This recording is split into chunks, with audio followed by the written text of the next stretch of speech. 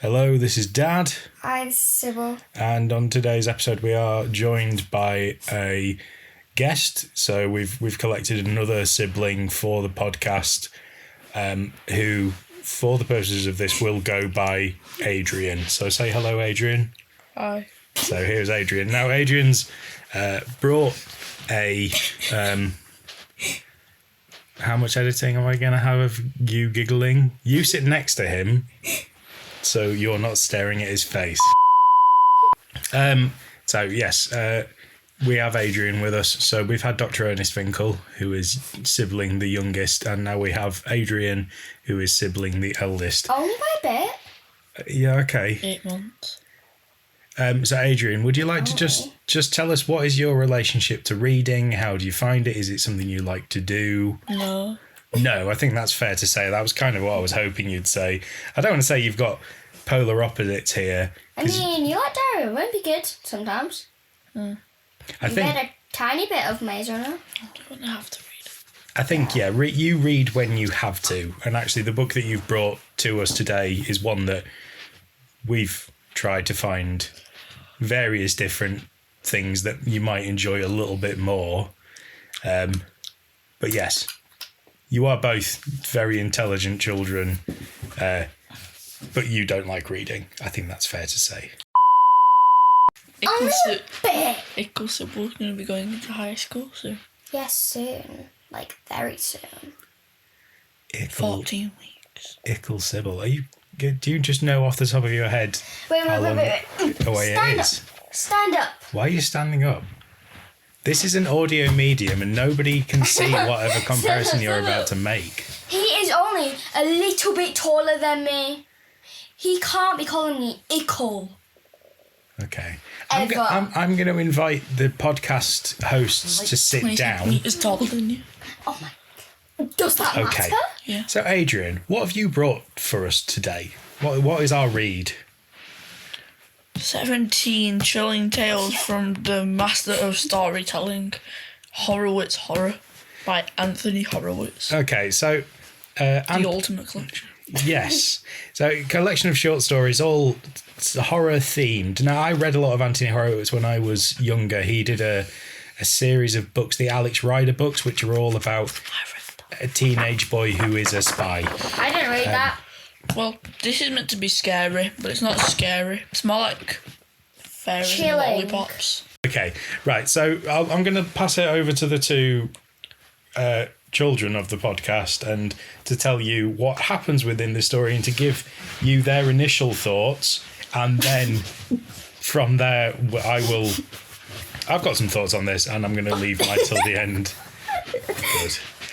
Dare I say that Dr. Ernest Finkel might be bringing more professionalism to the podcast game than you, Adrian. Right, okay. Somebody tell me what happens in this story. Who? You? What? I suppose you have read it more recently. Okay. By the way, can we all please go subscribe to Adelele Pixelele? And You've got to be really sounds, kind to me please. before I edit this, because otherwise I might just put a beep where you said your channel name. No. Hey. Adelely, and then it should come up. It'd be really funny if I beeped every single letter there, just for my own amusement. I might make two versions of Eyebrow this. sounds. Right. Okay, so basically this girl called Isabel, and she and her parents love to buy like ancient stuff, like really ancient stuff, like from the Victorian times. Yeah, they do. Do they? Yeah. Yeah. I thought their parents liked arguing. Oh, they do Yeah, argue they a lot, do. yeah. But you should have read it before this. He has read it. I've read it twice. I know, but like, blah, blah, blah. Okay. So, they buy this, like, a Victorian, like, bathtub. Whoa. In an antique shop. Very amusing antique shop. Yeah, sure. And Isabel, like, even when it's not... so she, like, goes upstairs. Because she's, like, getting ready to bed. She's going to have a bath. No. Oh. No, the bath's not plumbed yet. Plunged. No. Plumbed. Plum. Oh, okay. Like the fruit. Now, as I said, Adrian is very intelligent. That might not be coming across super clearly on pod. I'll try and edit it together so it sounds better. Right, so yes, the bath is not plumbed in. However, there does be a puddle of water on the floor. And it's not cold, it's warm. Warm water. Okay. Can't be at leak because there's no warm water in England that falls naturally. Or maybe she's weed. And she doesn't want to tell us. But isn't it like rusty water? No. Not yet. That's the second. That's Spoilers. So second time, Dad gets the bath plumbed in. She goes for a bath. Adrian, what happens? She has a like a illusion. That we're not quite at the illusion time yet. What is the water like as she sees it when it first comes out? So it's like really like looks like blood, and she's really scared because it's Blood not and all natural that. to see blood. No, I think that's certainly not coming out of a tap. So we've got blood water. Blood water blood comes out, water. but then And she then, goes like, and gets her mum. A like weird thing comes out. I forgot what it's called. And then she says, "Mommy, Isn't can you it come like out? maggots or That's something? coming out." That's the last time. So like there's blood and all that. So she gets her mum and she says, "Mummy, there's something happening to this bath. Like there's blood coming out of it." So Mummy turns the tap on and water, like perfectly fine water, comes gushing out of it. Beautiful. Yeah, beautiful. Should be yummy as Pristine. Lovely water. Yes. So the first time that she has What? a proper bath in there, she runs the bath and it all seems to be bath-like. Perfect. All's good, and then she gets in and it's really cold. Oh dear. And so Did she get hypothermia? no, but I think she panics, and as she's kind of trapped in the bath, she has to wrench herself How out is of the she- bath, and she hears How is somebody she laughing trapped? Laughing. by a ghost who will become clear as we go through the synopsis. Yay. So she's talking to her friend Belinda. Belinda. The hardest done by character in the book, but once again, I'm saving my proper thoughts till the end. Nice. You're cool. Mate, you're the way that you sound to the world is absolutely in my hands. I could make you sound like you can barely talk Mouse. through my editing. Mickey Mouse. I don't really care. So she talks to Belinda and she goes, "Please, Belinda, I'm going a bit crazy. Come with me to the antiques place and we will find out about this bath."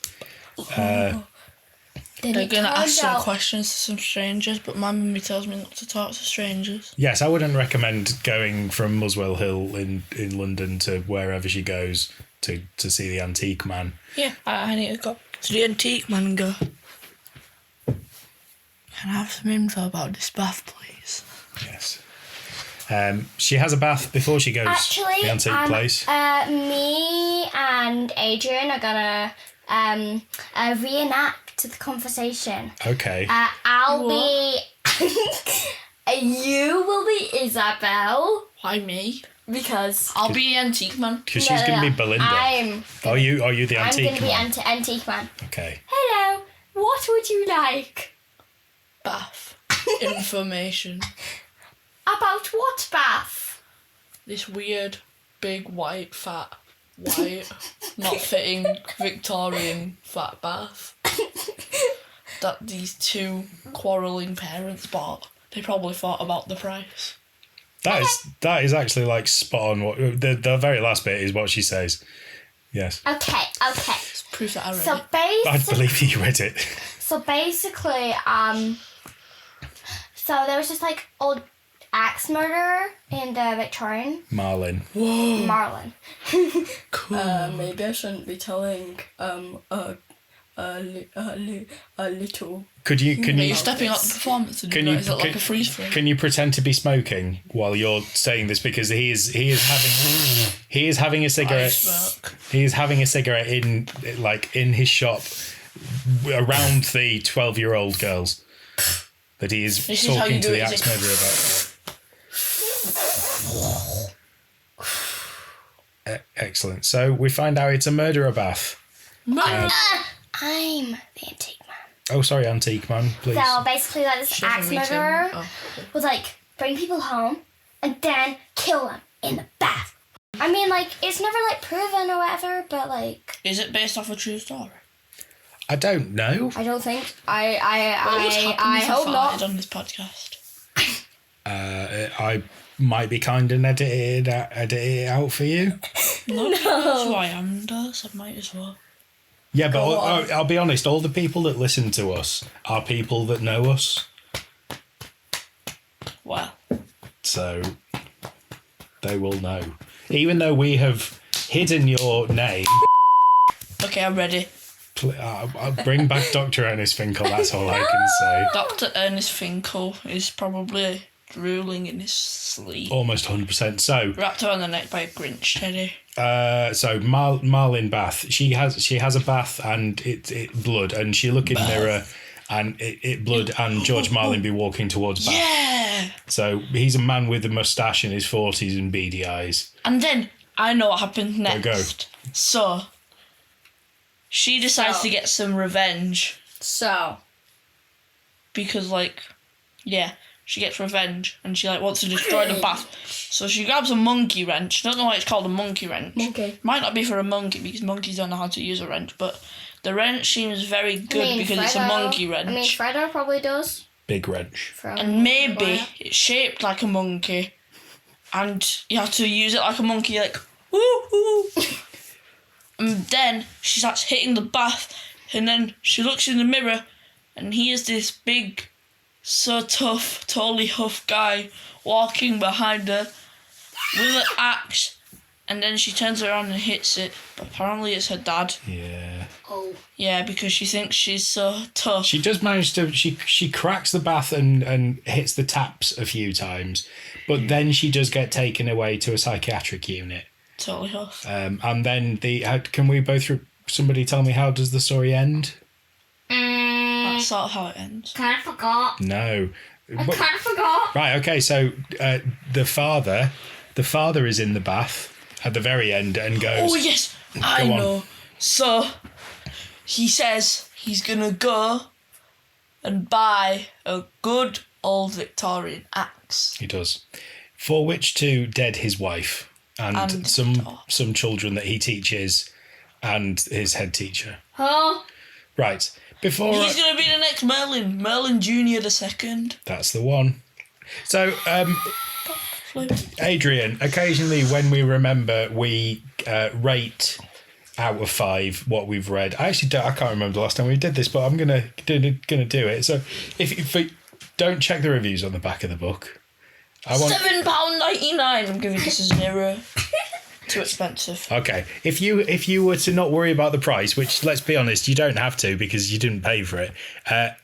The story, what's it called? Killer Bath or whatever. Return of The Bath. It's called Bath Night. Sorry, Bath Night. This is Bath Night. We didn't actually say what it was called. We told you what it's from though. What would you give it out of 5 and why? Adrian thinks it should be a 3. A 3 out of 5. Okay, give me your working. Because it is good, but not that good. It says it's meant to be horror stories. It is a horror story. It's not even scary. It is. How? It is. I think if you were having a bath and looked in the mirror and it was like Maybe blood if it was a times. movie, then it would be scary. But in a that's book, the it's point- just not scary. That's the point of a book, because you use your imagination to imagine what it would look like. And I have a big Isn't it? imagination. But we're saying 3 out of 5, but you would want it You've to be been scared scarier. of aliens for the past. Yep. And you were scared of the Maze Runner film for Kind 3 of. years, and then one day, Sybil comes up to me and says, "Do you want to watch the Maze Runner? I'm not scared anymore." They killed Griever. Spoiler alert. It's kind of dead, but then it twitches. It twitches. It goes like this. Spoiler alert for the 24th 2014 film Maze Runner, Yeah. which we're not talking about on this podcast. Well, there are books for it, so we could do that. Although you've refused to read the books. What are you talking about, Adrian? Yeah, because you guys didn't make me. Well, maybe, but like... I mean, we bought them. No. Lots of beeps, lots of edits for Dad in this podcast. Sybil, I need to go call my mummy on my Peppa Pig foot. Sybil, out of 5, what are you giving it and why? 4. Mostly because the same point. It scared me, so that means it's a good horror story, but also it scared me. That's a good, nice one. So that's good. That's good. It scared me, so yes, but it scared me, so no. Right, can I give it my rating now? Yes. This was a 0 out of 5. Totally off. And it sucked. And you know what? It's not even. It's not even because of the story itself. Horowitz. Oh right, okay. So it turns out Anthony Horowitz, massive douchebag. Yeah. After reading this stuff, like I remember loving his stories of boy spies when I was a teenager, like I don't know, a 12 or 13-year-old boy. Emo teenager. Oh, this was pre-emo. Pre-skater boy. Pre-skate. Well, yeah, very early days of my skater boy phase. Skater boy half Scoustrum. Oh no, I had an we invented The one that that. looks like that. Yeah, that's an emo fringe. But it's like a Scoustrum, but like it goes diagonal instead of a cross. Yeah. Okay. Anyway, so as it turns out, Anthony Horowitz, not cool. I don't like him. So first of all, we've got the character Belinda, who he continually calls fat. For no reason. It doesn't serve any purpose, but she is referenced as being Fat Belinda multiple times.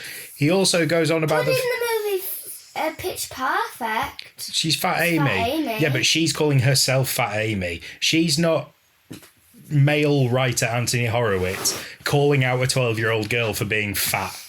He calls her fat and reliable. He sucks. He then, like Isabel, is like, I was fat until I was 9 and now I'm attractive, except for this big pimple on my nose. It's, I think, possibly some of the weakest writing of a female character that I have ever come across. The parents suck as well. The parents are like mean all the time. The dad's like, oh my God, my daughter's so crazy. Stop being so crazy, my daughter. And they're like buying... it's mental health. Yeah. Be cool about mental health, please. And Anthony Horowitz, like, I don't know when he wrote this. Clearly not in any sort of times where we were having good conversations about mental health. Let's have a look. I mean, it depends when this was released, but this is a collection of stories. So, yeah, all of his characters are like horrible people. Sure did. Probably not going to leave that on the podcast, but yes, especially because you've also said like where you go to school, you melon. No, I didn't. I never said it. Yeah, you did, because I said this is why you guys aren't allowed to like direct your own content on the internet. Otherwise, you'd be like, hello and welcome to my channel today, guys, where I am streaming from, and you would just say your whole address. I wouldn't. I'd say my home. So yeah, like every character in this short story sucked. But is the story good?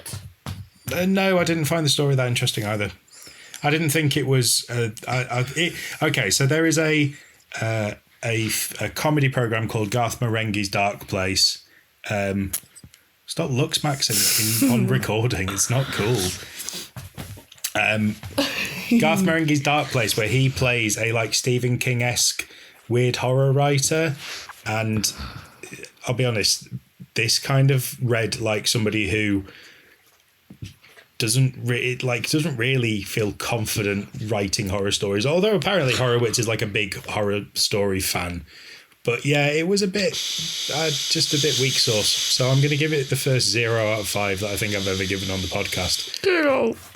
Yes, Totally off. I don't know what that means. It's like, so you know how people, and somebody does something like cool, like scar top corner last second, and they say holy tough, because like. But why did they say holy tough? I don't know, but yeah, if you say totally tough, it means the exact opposite. Totally huff. Correct. I don't even understand the first phrase. Holy tough. Like, that doesn't make sense. No. So it equally doesn't make sense to reverse engineer it. Ship a meeting. I'm not teaching at the moment, and so I've got like less tolerance for weird things that teenage children say. I'm not. As it turns out, you both say things. Teenagers. Yeah, but you both still say things that high school age children say, Yeah, but Everyone says. or primary age children. just children aged 4 to Even my 18. little brother says it. Yeah, only because And me. you make him. He right. says, "My name is Mick." He does. Dr. Ernest Finkel is deciding that his name is Mick at the moment. Anyway, so yeah, Anthony Horowitz, you're on blast, my guy. I did not like your story. I liked it. But that's fine. If you watch this, please say I've got 100% respect for you. So if you are like a... Oh, Anthony Horowitz, if on the off chance that you are listening to this very niche podcast with a very, very small listenership of our family, I liked your Alex Rider books when I was a teenager. I've not revisited them. I don't now know if I want to, because maybe you are also like a bit of a crook guy there as well. But hey, if you are listening, book. you looked excellent. I looked at a book Thank and you. left it there. Sorry, let's just unpack that as a sentence. I looked at a book, says Adrian. I looked at an Alex Rider book and I just left it there. Where was there? Was it at a bus stop? Was it in a pigeon's nest? In a bush. In a bush. You found I found a page, like the front cover of Alex. in a bush. Yeah. And on that note, ladies and gentlemen, thank you very much for tuning in. Thank you very much for joining us today, Adrian. Yippee. We might- First and last. Oh, first and last. I was about to say, can we expect to hear you on the podcast again? But I think you've I'm tired. I almost fell asleep. decided to rule yourself out. Excellent. Goodbye. Well, yes, we will see Go you. subscribe to that Little Pixel Lily. Yes. Beep, beep, beep, beep, beep, beep, But beep, please, I need- beep, I'm beep, one beep, subs- beep. I'm 1 subscriber away from being able to stream. Excellent. What's that channel name again? I've Beep, been- beep, beep, beep, beep, beep, beep. Arrow sounds. Beep, beep, beep.